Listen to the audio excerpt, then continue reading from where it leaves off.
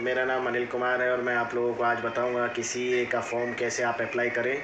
Children education allowance के लिए आप अप्लाई करके किस तरीके से आप अपने बच्चों की फ़ीस को वापस प्राप्त कर सकते हो। इसको रियम्बर्समेंट फॉर्म बोलते हैं। इसके लिए सेल्फ डिक्लेरेशन देना पड़ता है। एक स्कूल से डिक्लेरेशन फॉर्म लेके आना पड़ता है, वो लगाना पड़ता है। इस तरीके से आपके फॉर्म को लगाने के बाद पैसा मिल जाता है।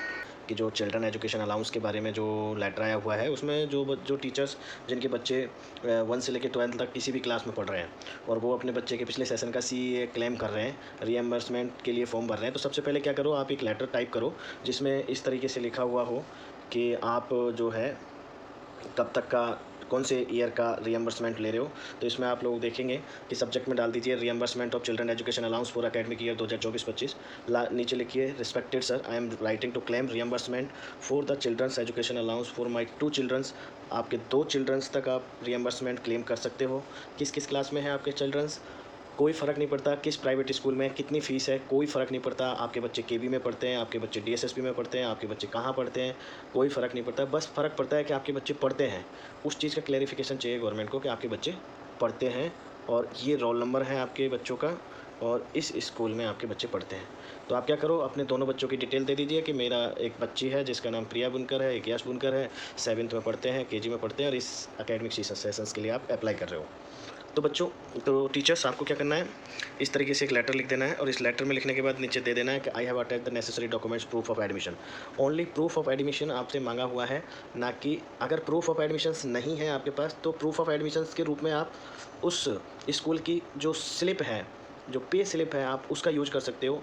अगर आपके पास वो भी नहीं है तो ट्यूशन फ़ीस की जो स्लिप है, आपके स्कूल्स के जो लेटर पैड पे किसी जो स्कूल का जो प्रिंसिपल है या जो हेड है वो लिख के देगा कि आपका जो बच्चा है वो यहाँ पढ़ा था। I would appreciate if you could process my claim and facilitate the reimbursement of the children education allowance as per the rules and regulations. Thank you। ये करके आप दे दोगे, इस तरीके से अपना डेजिग्नेशन साइन वाइन करके आप दे दोगे। और आपको क्या करना है कि ये जो क्लेम है, इस क्लेम का पहला लेटर है ये, और इस पहले लेटर को आप अप्लाई करने के बाद आपको क्या करना है, यहाँ पे जो डिटेल है उसको थोड़ा सा मैं छिपा देता हूँ। देखो 19 तारीख को क्लेम किया है और कितनी जल्दी आ जाता है ये देखो। फॉर्म है, आपको फॉर्म भरना है, children's education allowance form for reimbursement of children education allowance. इसमें आपको अपना नाम, अपनी आईडी, डेजिग्नेशन, आपके यूनिट्स कितने यूनिट्स हैं ये सब डालना है। दोनों बच्चों की डिटेल आपको भर देनी है, कौन कौन से अलग अलग स्कूल्स में पढ़ते हैं, किस में पढ़ते हैं, किस में नहीं पढ़ते हैं। अब एक इनकी बच्चा जो है वो कैम्ब्रिज में पढ़ता है और बच्ची जो है वो केवी में पढ़ती है 7th क्लास में। देखिए दोनों का क्लेम कितना बनता है, तो फर्स्ट चाइल्ड का क्लेम बनता है 2812 रुपये के हिसाब से 33,750 और 2812 के हिसाब से 33,750। दूसरे बच्चे का बनता है टोटल 67,500 रुपये क्लेम बनता है। और ये किस तरीके से लेते हैं अपना देखो, ये डिक्लेरेशन होता है जिसमें बताना होता है कि आपकी वाइफ या आपका हस्बैंड कोई दूसरी जगह काम नहीं करता है, आप एक ही बार सीए को अप्लाई कर रहे हो, उठा रहे हो। आपका बच्चा डिसेबल है तो डिसेबल के केस में आपको क्या करना है, यहाँ पे डिसेबिलिटी वाले केस में आपके बच्चे की जो फ़ीस होती है वो डबल मिलती है। ठीक है, तो डिसेबल है तो आप डिसेबिलिटी ज़रूर दिखाएं और इस तरह से साइन करके आप दे दें। सेल्फ डिक्लेरेशन में आपको बताना है कि आपका क्या है, किस ब्लॉक में काम करते हो, ये वगैरह वगैरह।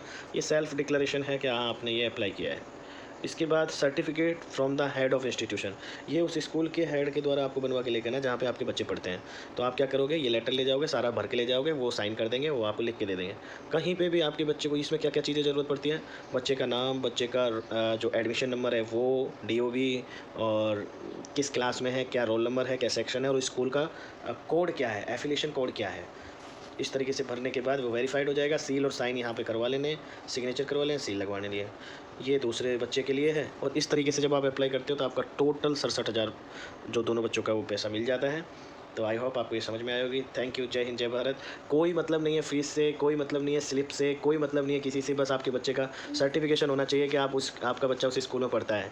कितनी फ़ीस है, कितनी नहीं है, अगर आपने ये मेंशन कर दिया तो आपके बच्चे की जो है, जो मिनिमम होता है 33,700 से जो मिनिमम रहेगा वो मिलेगा और मैक्सिमम 33,700 मिलेगा। गवर्नमेंट जो है 33,700 रुपये तक ही देती है। तो ना तो आप उससे ज़्यादा अप्लाई करें, ना उससे कम करें, आपकी मर्ज़ी है। जय हिंद, जय भारत।